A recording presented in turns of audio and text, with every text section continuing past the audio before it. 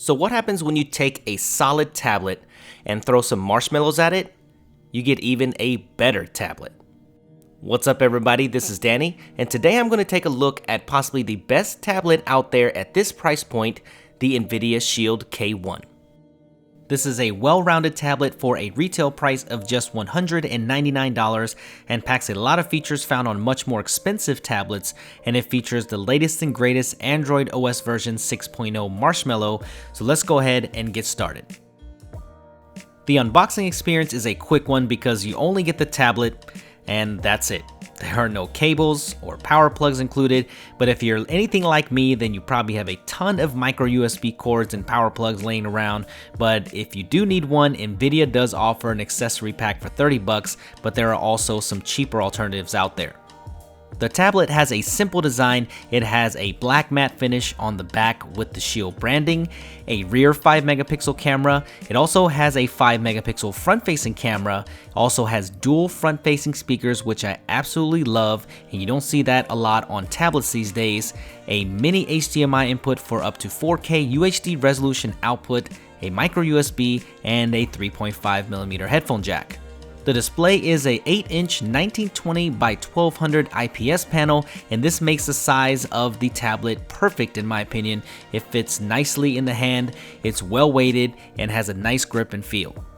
While the display is not the brightest, it's a higher quality panel than what you would expect on most tablets in this price range. It is sharp, has good viewing angles, nice colors, and it's great for consuming media. I wish the contrast levels were a little bit better, but this is one of the best, or not the best, in this price range. I don't think you'll be disappointed. I found everyday use to be very comfortable, and the 8-inch form factor is just perfect for my daily use.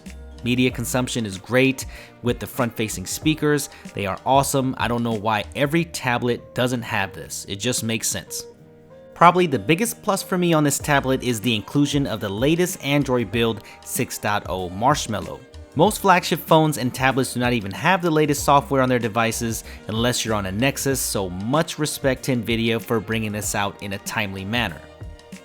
This is mostly due to their software on their Shield tablet being basically stock Android with a few enhancements, so Nvidia has a great track record of updating fast to the latest software. One thing is, if you get this software update over the air and your tablet didn't already come pre-installed with Marshmallow, just make sure that you back up your SD card before you update because it will wipe your pre-existing data. If it's a brand new SD card though, don't worry, it will work seamless after the update. This is because Android 6.0 gives the K1 tablet the ability to use the SD card now as internal storage, so you will have to format the SD card to make this an option. This is really nice though because all the apps and its data now can be stored on the SD card, so couple that with a fast micro SD card and this is a win. The new version of Android brings a ton of improvements to the K1 tablet, including the updated material design of the user interface, now on tap, which allows you to quickly find extra information of what you are seeing on the screen or inside a conversation, and even though this feature is still in its infancy, it's really cool when it works. You also have some new wallpapers, and you have the ability to personalize the quick settings menu by adding, removing, or rearranging the toggles. You have app permissions that are now centrally managed, so you have control of what access these apps have to your device. You have better battery life with a feature called Doze, so if you aren't using the tablet, the standby time is much improved. You also can get to the voice search directly from the lock screen. You have optimized and improved performance and much more. The camera app also gets an update to the material design look. It adds burst photos, and now you have real-time image effects that can be pretty cool to play with if this is your thing. The image quality is pretty much standard for a 5 megapixel camera. It gets the job done, and the front-facing camera works just fine for video chats and some occasional selfies, but don't expect too much, especially in low light. It also adds the Fallout Shelter game, so that's a nice inclusion.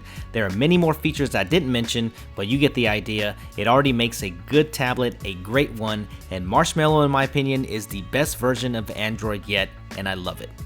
This K1 is being powered by the Nvidia K1 processor.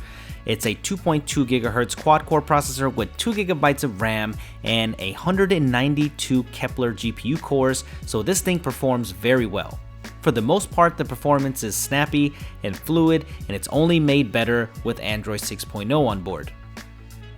It wouldn't be an Nvidia Shield product without gaming being awesome on here, and of course gaming is a focus, especially coupled with the optional Shield controller, which I use all the time with my Shield TV. And with this mini HDMI output, you can put this thing into console mode with up to 4K UHD resolution, so you can enjoy gaming on the big screen or your brand new 4K TV. Or you can opt for this optional tablet cover if you want to have a mobile gaming setup.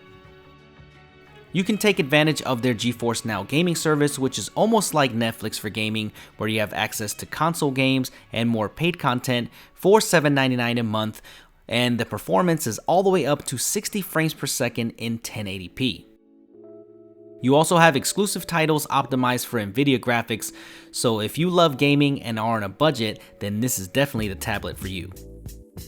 The only downsides here are lack of any included accessories, and the power button on the right side is a bit mushy for my liking, and I would like more feedback from it, but it works. Battery life should last you a full day at least with heavy use, but if you're gaming a lot on it, you'll need to plug it in.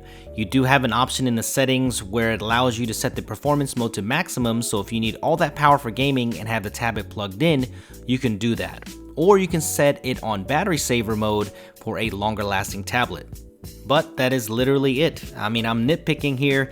It will be hard to find another tablet with this much power, the latest Android software, dual front-facing speakers, full HD display, 2 cameras, and the ability to play awesome games, all for $199. To me, if you're in the market for an Android tablet in this price range, this is a great buy. If you want the accessories though, it can increase the cost real quick, but the core tablet itself is one of the best budget tablets you can buy right now.